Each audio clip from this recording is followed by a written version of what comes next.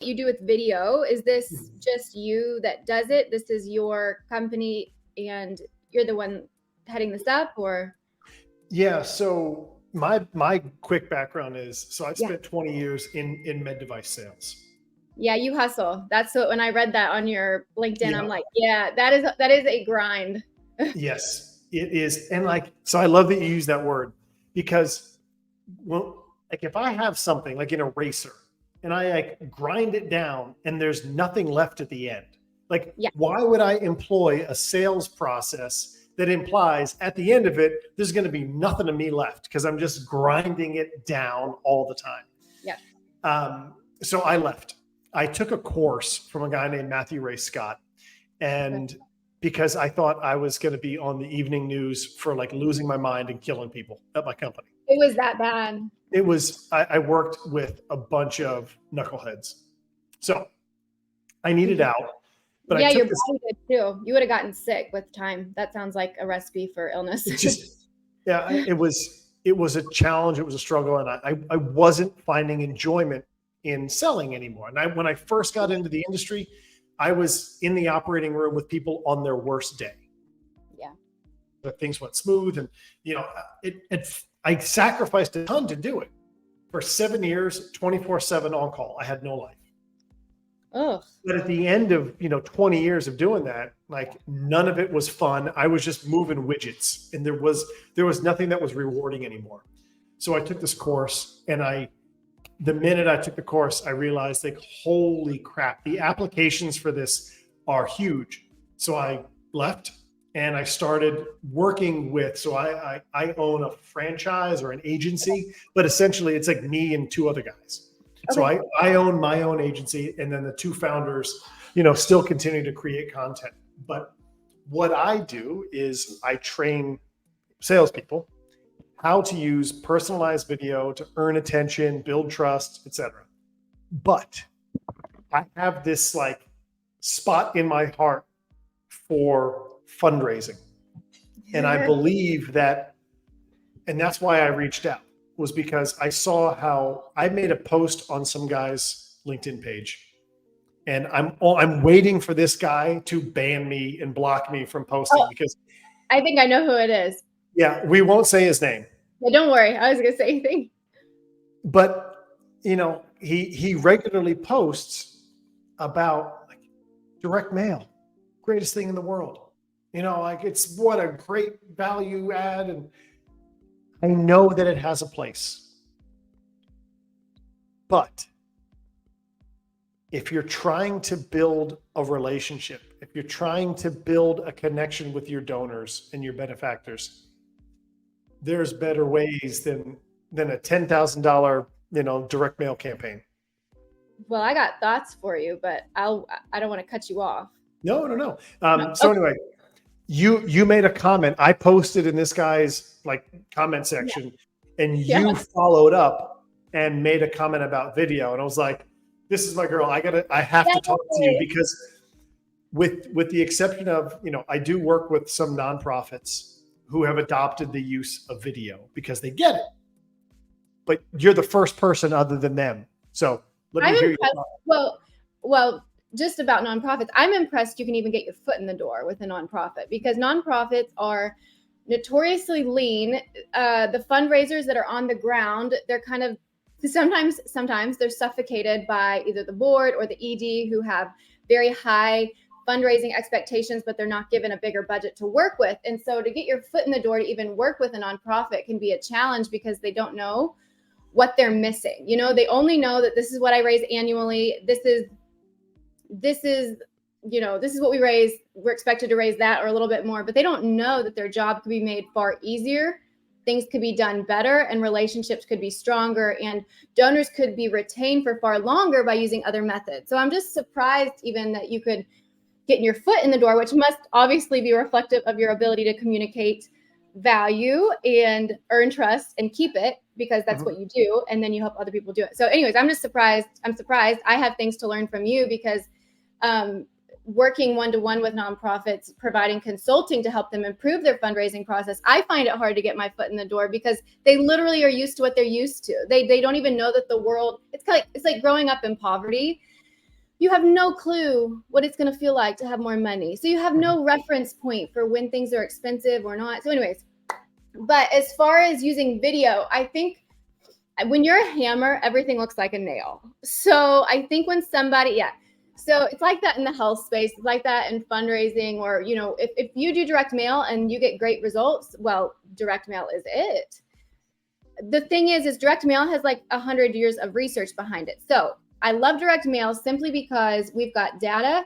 And if you organize, it's so interesting. If you reorganize certain design elements, cut out design, like you should never have a happy, smiling face on an appeal. If you want to raise money, don't show the prospective donor that everything's fixed and happy. You just don't use an image, or you use one that communicates the need.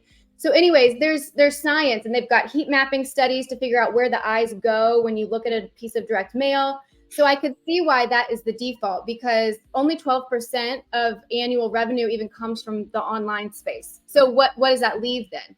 But the question is so what that we're looking at dollars and numbers.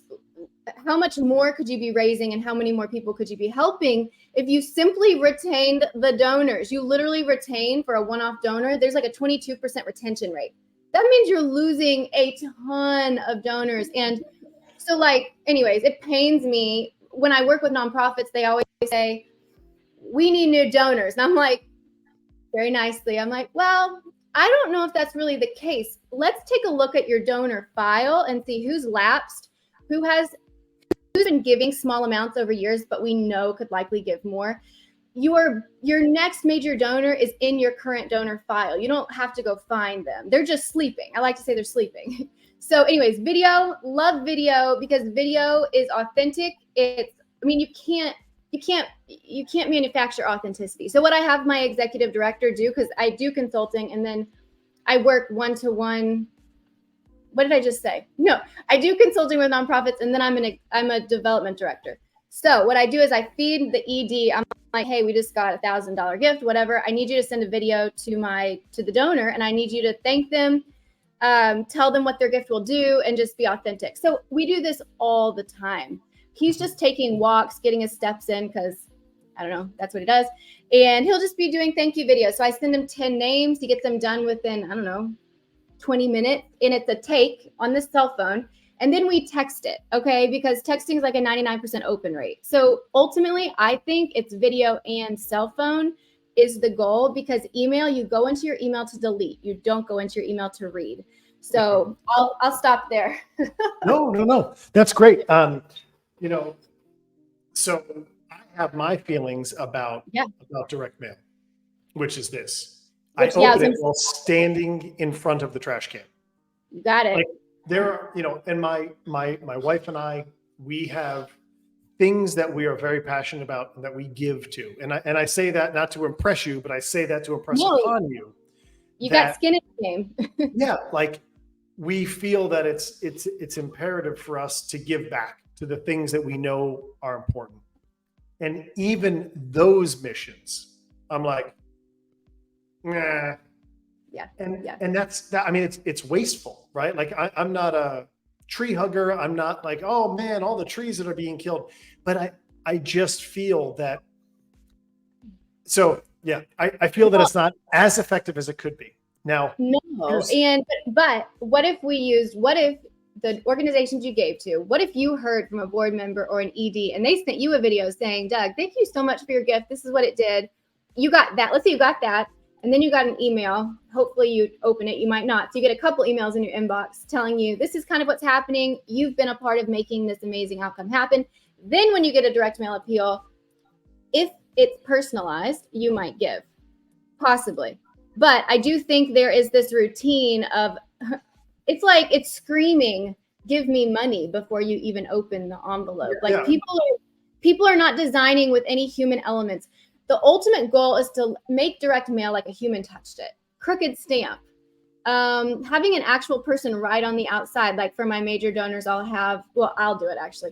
I'll write a letter I'll do handwriting on the outside of an envelope, just so that I know they get it and they see it and they open it, to add personalized elements. But I'm totally with you. I have a swipe. I call it a swipe file, but it's not digital. I have an envelope full of direct mail appeals from nonprofits I respect, and they're absolutely horrific.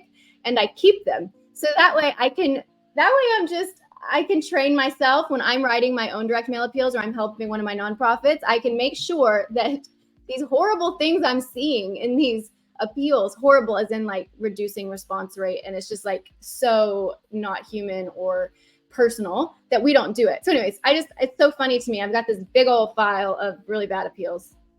So here was my proof of concept. So I think I was up at like 5 o'clock in the morning. I couldn't sleep. And we had been talking about giving to this charity. Mm-hmm. And I was up. Like, you know what? Let me do it while I'm thinking about it. I'm going to give money. You're an entrepreneur. They don't sleep. I happened to know the CEO of the company. Like we knew each other. We don't live anywhere near each other anymore. We used to go to the same church. We don't anymore. But I made a donation.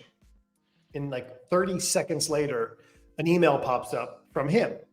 And he was like, "Hey, brother, thank you so much for your donation. I really appreciate it." And it was personal to me. And he had a screenshot of him being notified that somebody had made a donation. And he knew my name. So he sent me an email, right? And he did that how soon after you donated? I don't know, a couple of minutes, maybe within 30 seconds. How did he do that? How did he personalize the video? No, it wasn't a video. Wasn't a video. He just sent me an email. I see. Okay.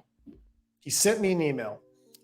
I recorded a video and sent it back to him and said, "Hey, man, it's awesome that you just sent me this video, or excuse me, you just sent me this email, thanking me for my donation." Imagine if instead of you sending me, here's your tax deductible donation receipt. You're lucky if you get that, by the way. What if you sent me a video that said, "Doug, thank you so much for your donation. You're going to help, X number of people today with that," or "You're moving our mission forward," whatever. I don't care if you're wearing your pajamas because it's 5 o'clock in the morning. It's coming from the CEO to me. 10 seconds. 10 seconds was all that would take to just say, "Man, thank you." Yeah. And he got on the phone and called me right back. And he was like, "Holy crap." Like his mind did that. Like he saw immediately the impact of what you could do by thanking a donor. Right? Yeah. People should know that, yes. What's that? People should know that. I'm like, why is that surprising? I guess the application is correct. Is what was so just wild. Yep. It's the personal application. Look, I send, I don't even know how many videos I send a day, but overwhelming my reaction, or the reaction that I get from videos that I send to people, is that was really cool, as if I was doing some sort of magic trick. Yeah. Right? Yeah. That's really funny. Yeah. And all I'm doing is just personalizing what I would, type in a message. I'm just recording it, and I'm saving myself the time and operating at the speed of thought rather than the speed of typing. Yep. So one of the things I've run into though with video is I have to coach. Well, that's actually what you do. I was going to say, I have to really like coach people, because here's the sign that you're in your 50s. All right. You take a video from down here and it's all chin. I'm like, oh, no. We got to make this somewhat like pleasant to look at. So I need you to do a high video and I need you to make sure you get their name right. Don't mess up the name. Now you have nice hair, Doug. So you were actually made for camera. I was thinking, he's got nice hair, good eyebrows. That's good, because this is what he does. He does video. I was like, I wonder if it's facials. Like literally it came to mind, like, you're on video all the time. If I were in your shoes, I'd be investing in my face. So you look great. So anyway. Well, that was nice of you. But let me say this. So that's a huge common misconception that people have, right? Is that like, well, I don't like how I look. I don't like how I sound. Oh yeah. Now, whether it's in for-profit or nonprofit, what we look like and what we sound like matter absolutely zero. And here's why. I would push back on sound like. I would push back on the sound. the cadence of the voice, they're not going to remember much of what you said. They're going to remember how they felt. So I totally agree with you that the look is not significant. But I don't want the look to distract from the voice or what they're saying. Sure. But let's assume a baseline that, you know, you have an arm and you can do one of these, right? Like, okay. Yeah. Or sit in front of your computer. But when we use it for-profit work, yeah, I train people how to make sure that they're bringing value, not talking features and benefits of a product or a service. Yep. When you bring value to somebody, they do not care what you look like. And here's the example that I give. If your house, which looks like a beautiful home, if it was on fire, you don't care what the fireman looks like that shows up to put your house out. You're just happy that the dude showed up and put it out. That's a great analogy. If I am talking to you about a product or a service and how great it could be, that's less important than if I'm understanding where you're at. I understand the problems that you're dealing with, and then I offer you a solution, even if that solution has nothing to do with my product. And the same thing with fundraising. The way I see this application working is nobody's going to care if it's you on the other end of the screen or someone else, so long as they feel connected to that mission. And you can create that with a video way differently than, you know, here's an email I got. Like, that is a wall of text. That is just bad. Like, give that to me and fix it. Please. So yeah, it's empathy drives the entire donor process. And for you, for sales, empathy is everything. And even in the nonprofit space, when you get a letter, an appeal, they make the mistake of being they don't mean to sound egocentric or narcissistic, but they talk a lot about me. Our programs, they talk about their programs and their processes. And that's kind of like the kiss of death, because nobody cares about your programs or the little nuances. They care about outcomes. And so what you're saying to me is, in the for-profit space, you use video to connect one-to-one using empathy. I understand you, I hear you, I see you, and here's the value I can bring you. And same thing in fundraising, when you're thanking a donor or engaging face-to-face, empathy should drive the whole process. And the problem is, like, even there's a company, a nonprofit research company, Next After, and they do a lot of research in the digital fundraising space, and they describe it as the donor mountain, not the funnel. Okay, so like we have the sales funnel as if people fall in. Right. Yeah, like it's easy or something. But even the online donation process, it's a mountain. You want to reduce friction as much as you possibly can, because through the donation process, if you've got 3 steps, you're gonna have it's gonna really tank if they actually give. You know what I mean? So even for sales and like what you're doing with video, the friction isn't there. You know what I mean? You don't have to click. You don't have to go and open the letter. You know what I mean? Like, we don't have to rely on them opening a letter, then reading the letter, then making sure they read the ask, then making sure they get the reply card. All you got to do to connect and create that relationship is just open a video. So I appreciate what you do, and I really appreciate the concept around it. You know what I mean? It's not just let's drive sales or let's just get funds. It's empathy and understanding. Yeah. You know, we buy with empathy. We reason our purchase or donation with intellect. Right? I know. Yes. And that's where it starts. And you touched on a really interesting point. With video, you are time shifted, right? So here's one of the things that I love about whether it's sales or for-profit. Mm-hmm. I'm up early. Yesterday, I got up at 3:50 in the morning because I had things in my mind and I wanted to work on it. And I start my morning first with prayer, and then I start. Oh yeah, I read that on your LinkedIn. Okay. You shared that. Yeah. So I could film a video at 4:00 in the morning, and I can send it to someone at 4:03. They may not engage with it until 7 p.m. the next day. I don't need to be face-to-face. Our schedules don't need to align in order for that to happen. I can film a video, I can send it to someone, and then the best part of it is when they open it, I can see how much they've watched, I can see how much they've interacted with it, and then I can see that they forwarded it to 3 other people. So a video enables you to connect face to face at scale. It doesn't matter the time of day that they are engaging with it, because we don't need to have our schedules perfectly aligned. And it's a salesperson or it's a development officer that is working 24/7. And it's like, you can scale that. I can't scale me driving around the state of Texas trying to set up meetings with people. Yeah. Nor do they want to meet. That's the other thing. Like, it takes like 5 calls or, reaching out to a major donor just to get a sit down, just to thank them. So I'm sure with sales, it's the same thing. You can't even catch someone.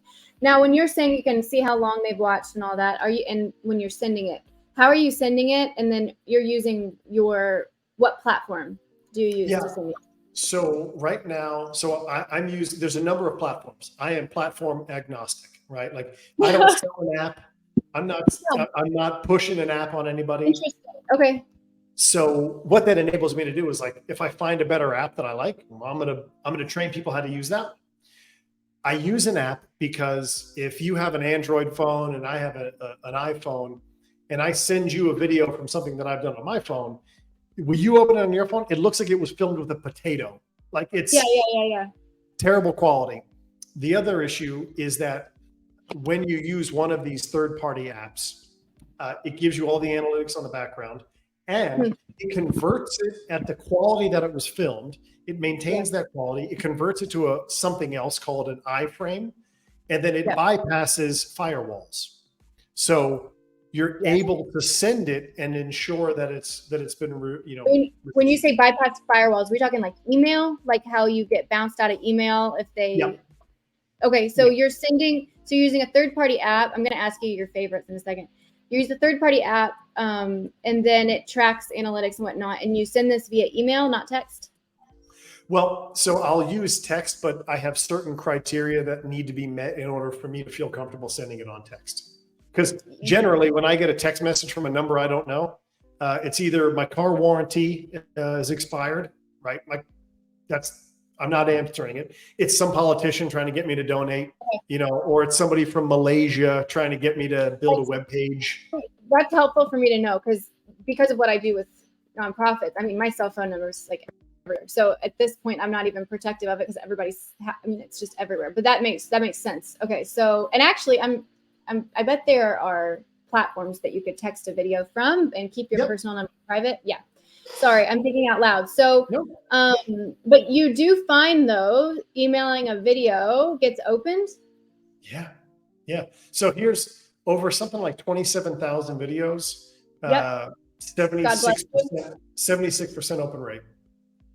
76. That's significant. All right. Because, well, you know that. But typically for across the board, open rates are about 24% for email, just all categories. And that's on the good side. So that is impressive. Now, okay, so if I were to guess what I would use in a subject line to get opened, I would say well, actually, I don't know, because people might be freaked out if I said something like, I made you a video. They might be like, oh no, what does that mean?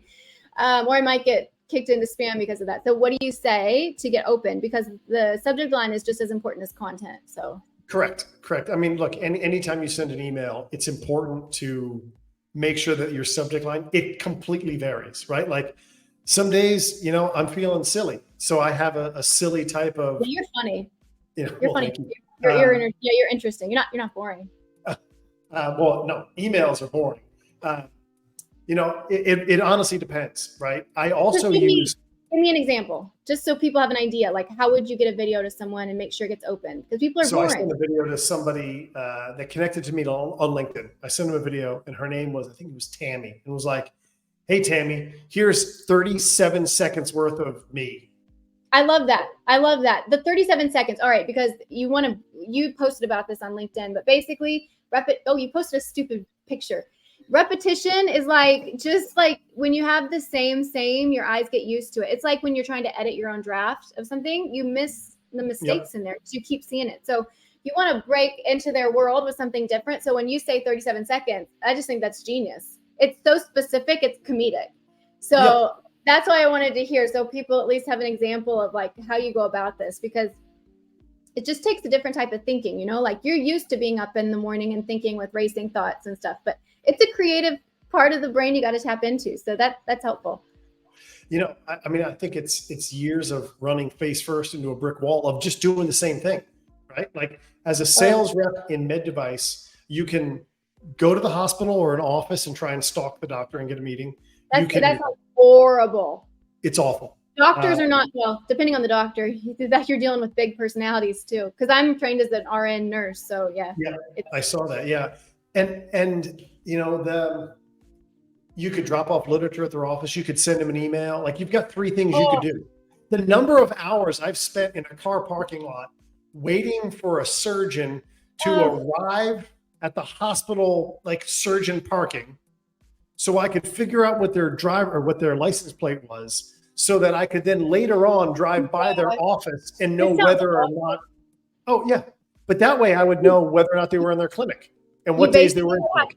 You have to like shoot yourself in the foot to get in front of the surgeon. Like that just sounds impossible. So you're better off hurting yourself than going to get surgery with that surgeon. The best man at my wedding, one time he like made an appointment with the doctor for his back in order to get the appointment.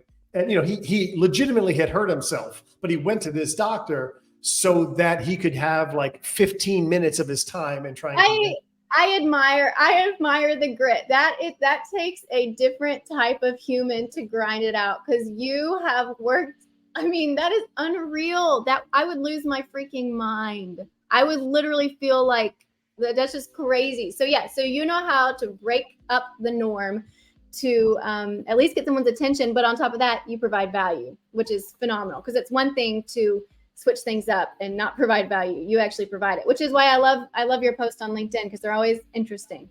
Well, thank you. It's hard, trying to come up with content.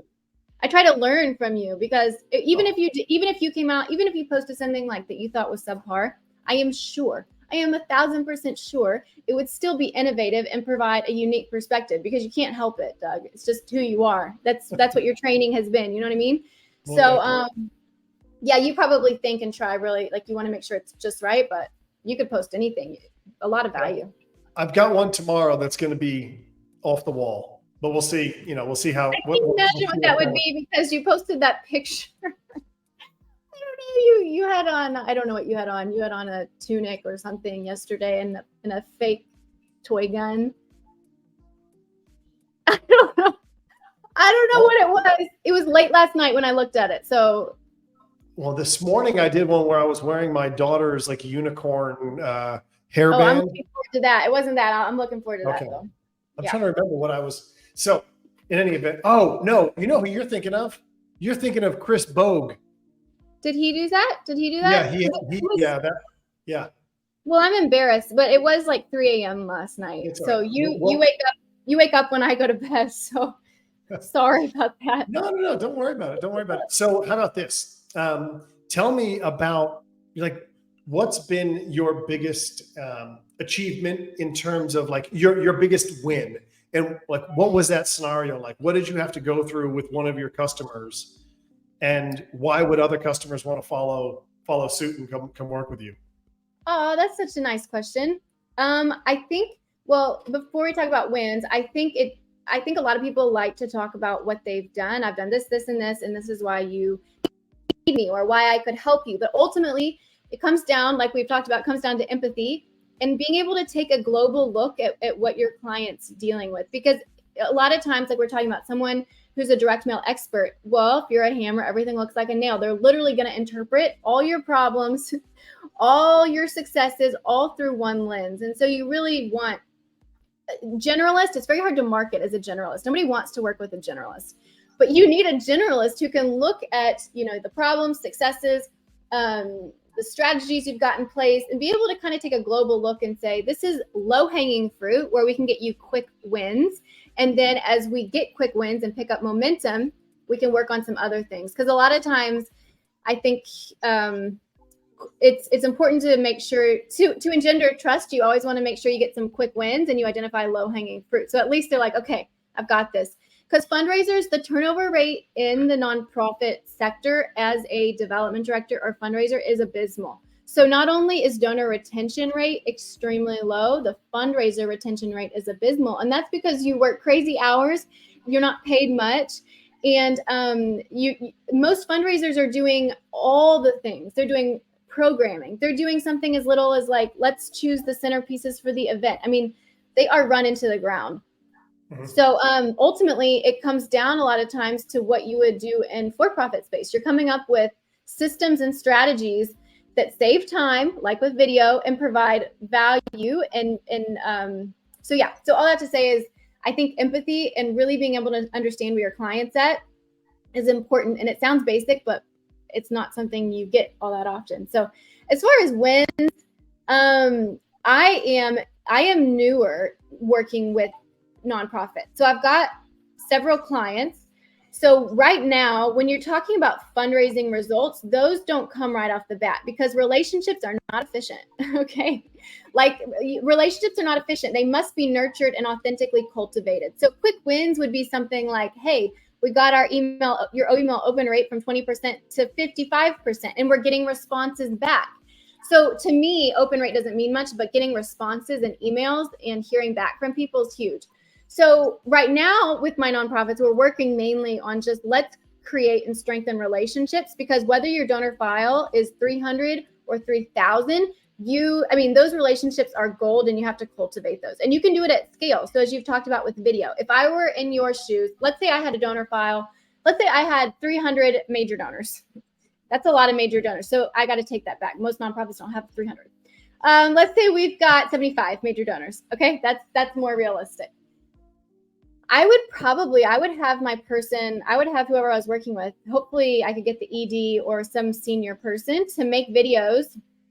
I'd probably ask them to do 30 videos a week just to make sure over the first month we connect with all of our major donors and say thanks. That would be a great place to start. The problem I'm running into is a lot of board members and EDs, if they're older or that's not their vibe, they don't want to do it.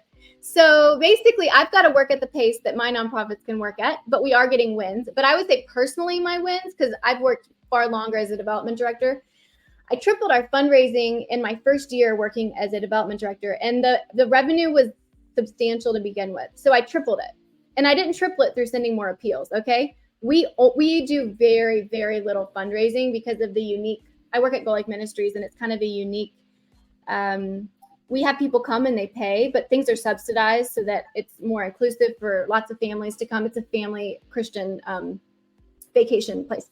So I don't know if that matters, but all I have to say is we were already having substantial revenue, and I tripled it in the first year, and I've maintained it, and it's grown year after year. So it's been 3 or 4 years now of that. And I've also tripled our monthly givers. Monthly givers are overlooked all the time. Your monthly givers, I wrote this down so I could tell you, because the statistics are quite interesting. But basically, sorry. I wanted to tell you because I thought it was interesting. Anyways, it doesn't really matter. But monthly givers, the average recurring donor will give 42% more in 1 year than those who give one-time gifts. And because the retention rate is so low, it's critical you make them a recurring donor. So all that to say is I tripled that too. And triple, somehow that's just where I'm landing. That I didn't make that up. It's even better than doubling, it's really impressive. But full transparency, because of the work I've done with my nonprofit, and I love to teach, I like to educate and I like to empower. And so this is newer for me, but I do have several nonprofits I'm working with, and we'll just see where they land. But I like to tell them it's going to take at least 6 months. I start with 6 months, because you can't grow a relationship and get a major gift unless you've been working really hard in that area within a month. This is the long game. Also, though, I want to save my fundraisers their sanity. So I get them set up with good tools and stuff. So I really like hearing what you do, because I didn't know this was something people did. I knew they send videos, but I didn't know there was companies that help teach people how to use video. So I already have it on my list of things to do for them that we're going to look into. But anyways, I think I don't know. That's all I got for you, Doug. What would be, if you could, wave a magic wand and work with your dream customer, who would that be? Oh, that's a great question too. I don't know. I just have a lot of empathy for people who are working hard and they can't quite get the results they want. And so I just like hardworking people. That's all.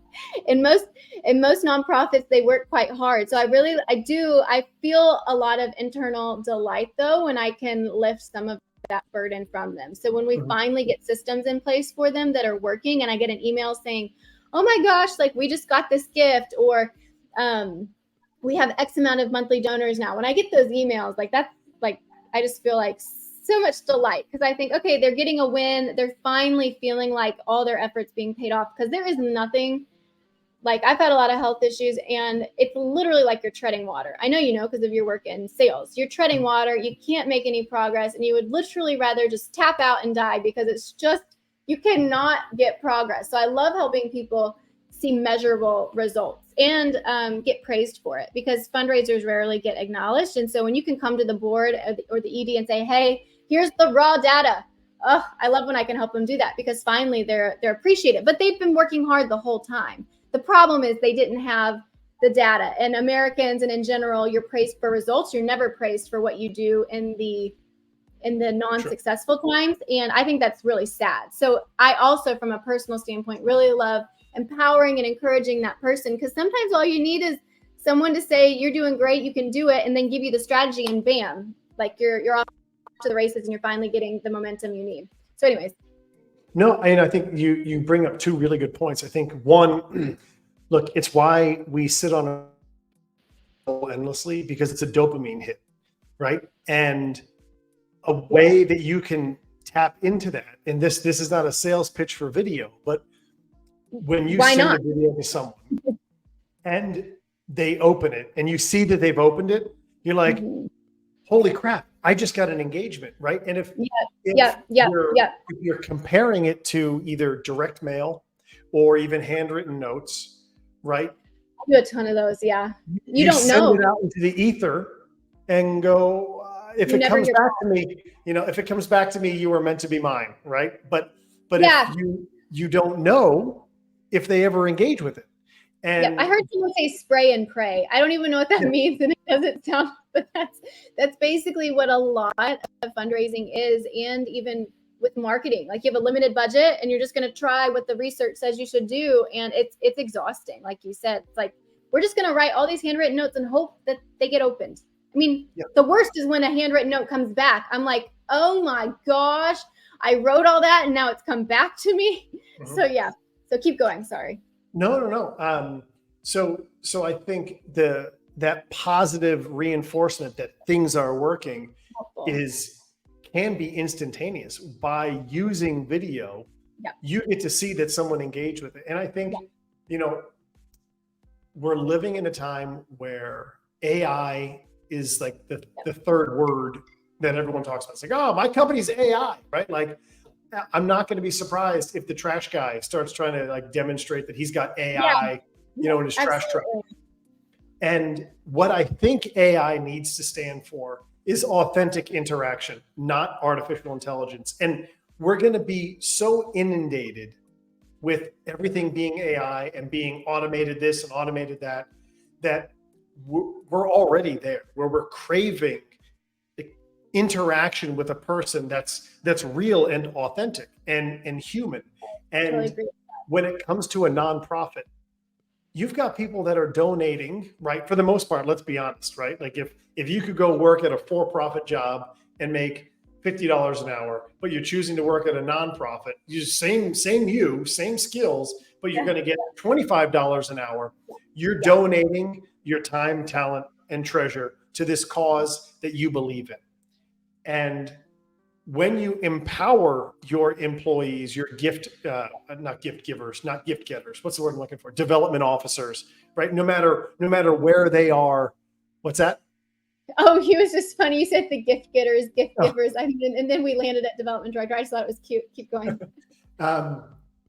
When we empower those people to authentically demonstrate their care for the mission, their excitement for what they're trying to do, the problem they're trying to solve for this group or that group, like that's how you build a connection with your donor. It doesn't just the executive director, right? Because they've got this position of power. They're 87 years old. They made millions of dollars and now they're running this charity. It could be, Janice, who's 24. There's no one named Janice that's 24. Even better if you can have a beneficiary who will hop on the call and quickly say thanks with you. A lot of times nonprofits have to keep people private, but if you can get beneficiaries to say thank you, or they're around, or like, let's say you worked at the Boys and Girls Club, if the parents had allowed those kids to be on camera and you could have a couple kids say thanks, we love you, and send that, that is huge.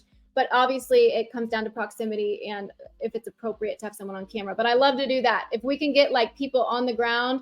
So I have one nonprofit, they do a lot of work in Africa, and some of those kids, if I told them, like, when we get our next big gift or before we do, I need you to get some content of these kids saying thank you, we appreciate you so much, so that so that we can use that at scale. But I would use some of that and text it or email it to some of the major donors saying, oh, these kids, they were thinking of you, they wanted to say thanks for all you've done. And so basically I like personalization, how you do with the name, but also a clip of someone looking at the camera, beneficiary saying thanks. That can be used at scale. And that's what I would recommend people who have smaller donors that they can't connect with. Let's say you have 1,000 smaller donors. Well, that would be something you could film and send to them and say, here's the thanks from the field. These kids are so grateful for you. They made you a video. You send it out, and that could be for them. And then you personalize some of the other ones. So anyways, sorry, I got you off. No. Like you're running down the right lane here, right? It's about building a connection with people.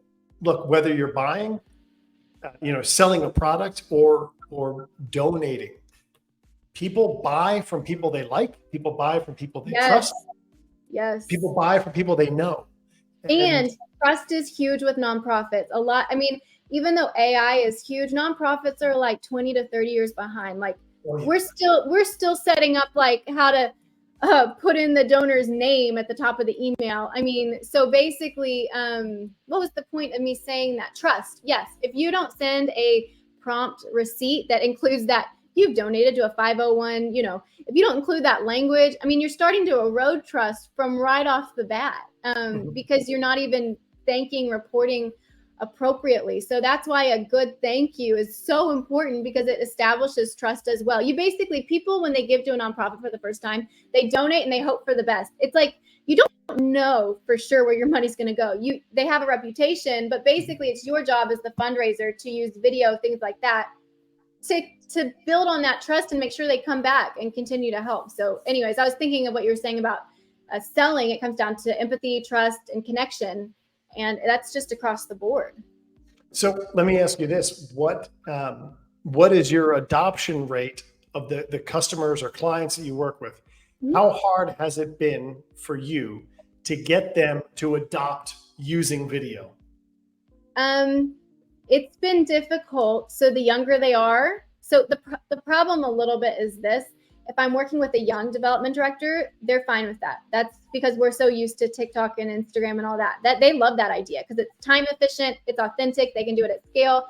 The older they are, especially if I'm working with a boards are very much in the groove of things. They really don't like to shake things up, even if they desperately need to shake things up. So that's been a little bit difficult. But when we get a win, like when they get a text back from somebody saying, oh my gosh, because I prefer to text the videos, because the major donors, I want my major donors to have direct contact with the ED. That's the best. That's another great way to make sure that trust is there and you have that one-to-one. So when they text these videos to major donors and hear back, then it's a win. So basically, so they're doing it. It's just it's slow. It's slow. Mm-hmm. And then also I tend to like someone higher up to send the video to major donors, and then to mid-level, and then smaller gifts. Like you said, it could be anyone. The reason I prefer higher up in the organization to send to majors is because that's what they expect. They expect to hear from, unless of course there's a major gift officer who's managing one-to-one, then that's different. But anyways, yeah, so adoption rate has been difficult as the age goes up, and as I work with boards. Boards are really unique in that. I'm surprised, to be honest, like they're not getting paid for their time, and they're on the board, but it's interesting. Every board is different. So But yes, I would say the older they are in boards, they're slower to adopt video. It's funny. I see plenty of people that come through my training that are Yeah. on the higher scale of age, we'll say, right? Okay. Where they're, That's awesome. because they recognize like it's not working. What I'm doing isn't working. And honestly, I think a lot of it comes down to pride. People, especially in the fundraising space, do not want to be told that what they've been doing isn't working or could be done better. And that's what I've seen so far. Maybe you're seeing that on LinkedIn though. Those are the people screaming to use certain, I mean, are you talking about people you've worked with? Or are you talking about like just like on social when you've engaged with posts? No, like directly, talking to people. That's interesting. In general, I don't think, I mean, look, if I watch you make toast right now and you make some, like, do something that's odd, and I say like, well, I don't know, maybe there's a really weird way to make toast. Everyone just fell into the one way we all know how to make toast. It's called pooled ignorance, by the way. What? It's pooled ignorance. Everyone's doing what everyone else is doing in the nonprofit space because that's what's been done, but it's pooled ignorance. But think about it. You are not competing as a gift officer. You're not competing with all of the other charities that are vying for your ideal donor's money.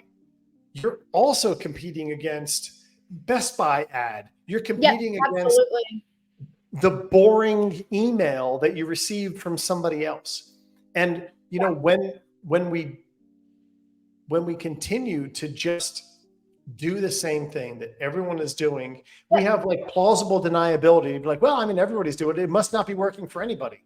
Like, I would say I would agree with you on pride and then fear. I think fear, it just drives most human behavior.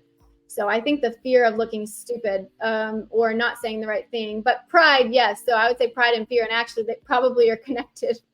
You know what I mean? The most prideful people have the deepest fears typically. So that's interesting. How do you get people to realize they need your service though? Because again, like it's just interesting that in the nonprofit space, you just don't know what you don't know. And so when a new suggestion is posed your way, it's just kind of like foreign, like they don't know they need you. And so I'm impressed that you've been able to connect with so many people through your trainings, because nonprofits are inundated with free stuff. Like there's free stuff everywhere. The problem is like, it's not arriving at the time you need it. So like you don't have time as a fundraiser to do all these trainings. You have no time. So therefore it doesn't matter how much free resources or paid resources are out there. Go ahead, interrupt me. Cause tell me. So the argument of like, well, I don't have time to do this other thing, right? I'm saying that's what they think. That's what they say. That's what they say, because they're filling their time, they're filling their day with the most inefficient activities. Absolutely. Absolutely. But I totally hear you. We're spending all this time on social media posts when literally minimal income is coming from your social media posts. So let's like clear out the clutter here and get you doing what provides the highest ROI. But I'm saying they don't know that. And even if you tell them, you don't believe you. So to answer your question, the way that I've been able to kind of land the dart, hit the bullseye. Yeah. Was somebody actually asked me last week, they're like, hey, send me your pitch deck. Okay. Now, you know what that would be, right? Like why you need to work with me or something. Exactly. So you're like, I asked him, video. I asked him for clarification. I was like, what do you mean by a pitch deck? And he clearly thought I was a moron, right? Because he assumed that I didn't know what a pitch deck was. So he tells me what he means by a pitch deck. I was like, okay. And I explained to him, I was like, all right, that's what I thought you meant. My pitch deck is sending a 30-second video that somebody yeah. I don't need to explain it. Like, people will reach out like, oh my God, I want to tell people about what you're doing. What should I say? And I was like, don't. I appreciate it. Let me send you a video that you can send to them. Yeah. Because the video is the pitch. The video you must be getting people results very quickly if they're that excited about it. Because, I mean, quick results is like fire for any type of I mean, that's what everybody wants. And so that's why in development, it is difficult sometimes, because just because you send a thank you video, you might get a gift, because typically your second gift comes within 45 days of the first gift. But I mean, you don't get, I mean, it's not quite like you're selling. I mean, it takes time. So yeah, you must be getting phenomenal results. I mean, I didn't realize it was this rare to send video, because I've been doing it for years. Yeah, no. Well, what do you use to send your videos?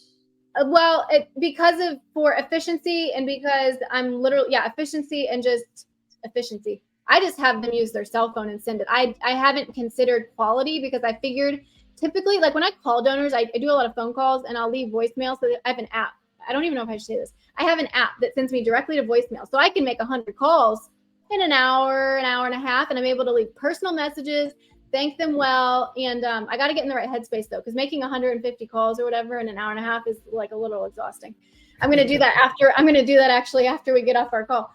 But oh yeah, I just have them use iPhones, because I figure they're just going to remember the tone. They're going to remember how it felt. They're going to remember feeling good. So whether the quality's bad or not, ultimately because like when I leave a voicemail too, they're not going to remember exactly what I said. They're just going to know it felt nice. I figure, you know what I mean? Like they're going to know, oh, it feels warm. They're thanking me. They're not going to care about the little things. So as far as I haven't done the research you have looking into video, because I figured an iPhone video is enough. But now that you mentioned those things, I'm going to look into different apps that I can track analytics, because sometimes I'll have the ED send a video and we never hear back. So I'm like, well, did they get it? Did they not?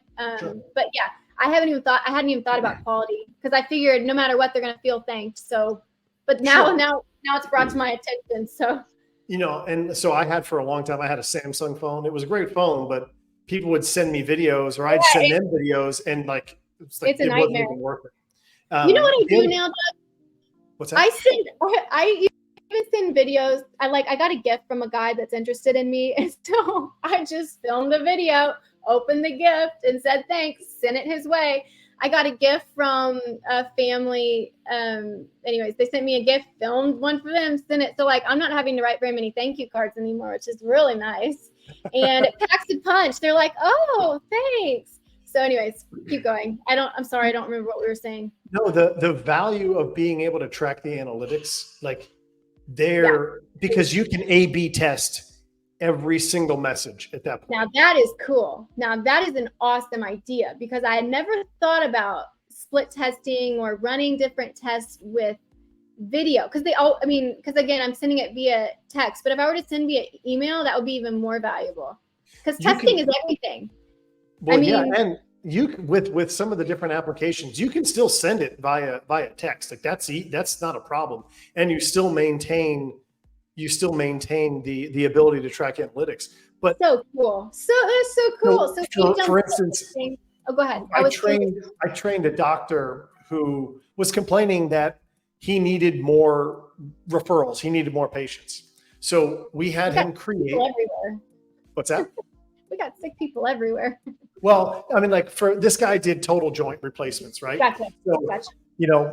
What I explained to him was, and then he ended up taking the course. But the idea was that imagine if before your patient comes in for surgery, the night before, imagine you sent her a 15-second video and said, that would be incredible. Rebecca, I know you're probably nervous tonight, but just know tomorrow I have my A team is prepped and ready. We're going to take great care of you. Rest easy tonight, and I'll see you tomorrow. That is brilliant. That is so brilliant.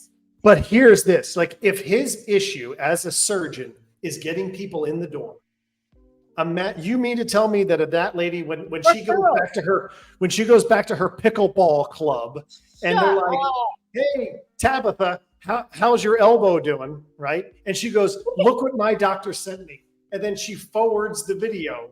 That brilliant. Oh, I'm dying inside. That is phenomenal, because I've been a patient plenty of times and it's terrifying. And getting a video like that, I literally would scream to the world, this is your doctor, go see him. And what's hilarious is sometimes the nicest bedside doctors are actually surgeons.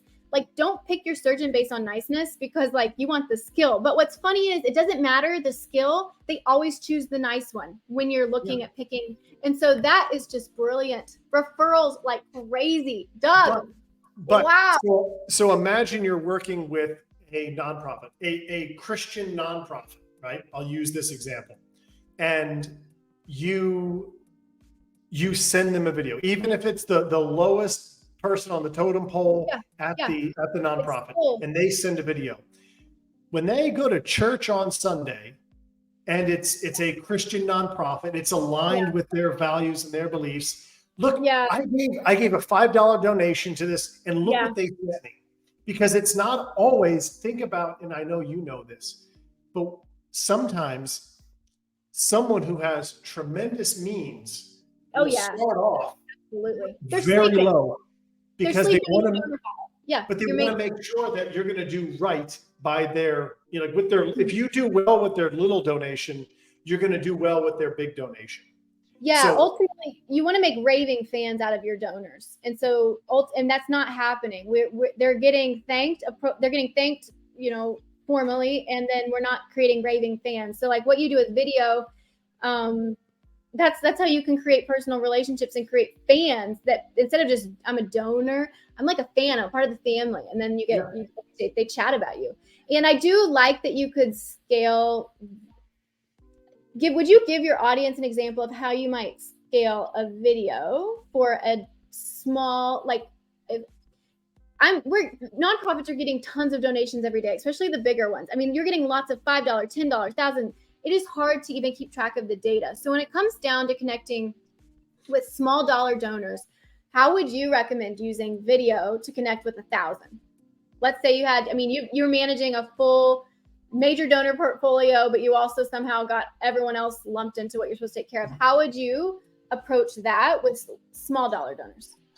So I think sincerity is certainly the key, but we will use something called an evergreen video, which is essentially, you film it once, it's applicable, it's filmed. When I say filmed, I just mean recorded.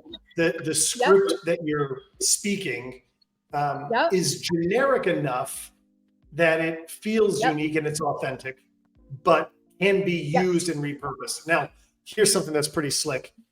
One of the video recording softwares that I'm exploring right now, they have an ability where you could create an evergreen video, but also kind of drop in a personal video on top of it.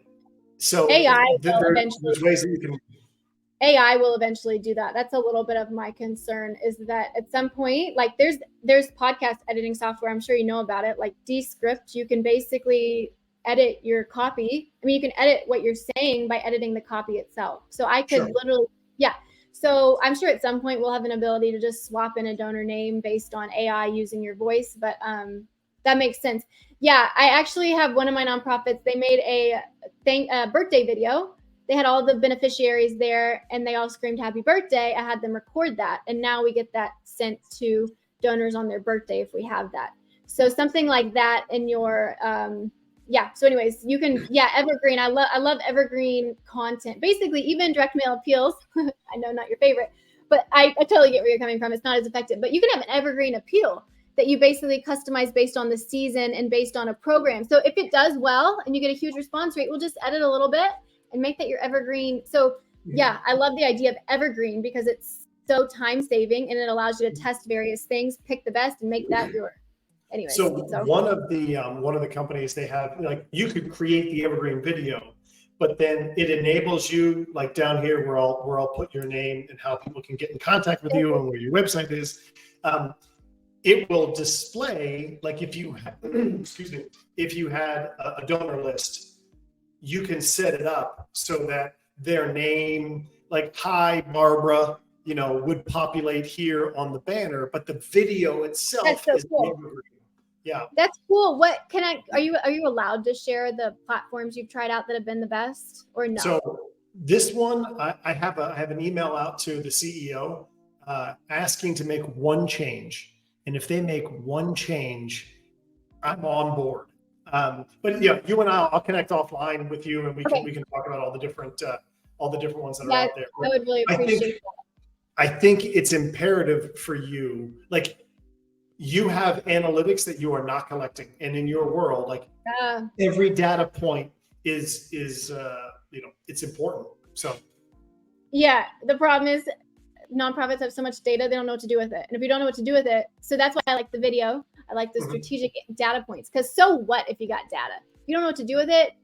So anyways, that's why I like the fact that we're using a effective, personalized video, and you can use analytics with that to improve it, because this is your biggest ROI. Video is your biggest ROI ultimately, whether that comes, it's your biggest ROI in fundraising, because a good thank you will lead to far better fundraising results. So sure.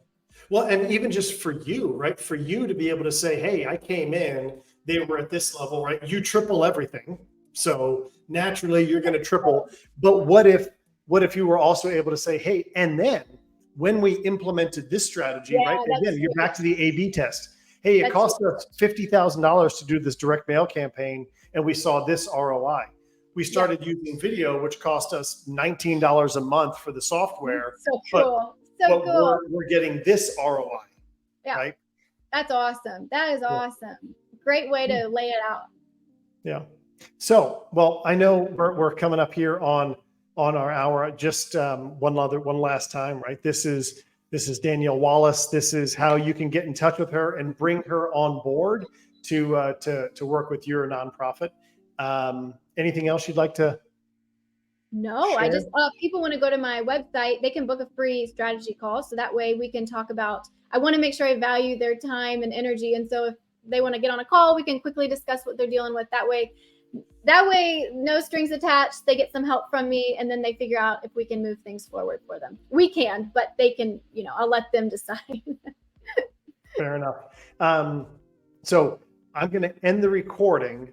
But you have to stay on until the system tells you that it's uploaded. Okay, I'm not going anywhere. Okay. All right. I'm gonna end. So see ya. Bye.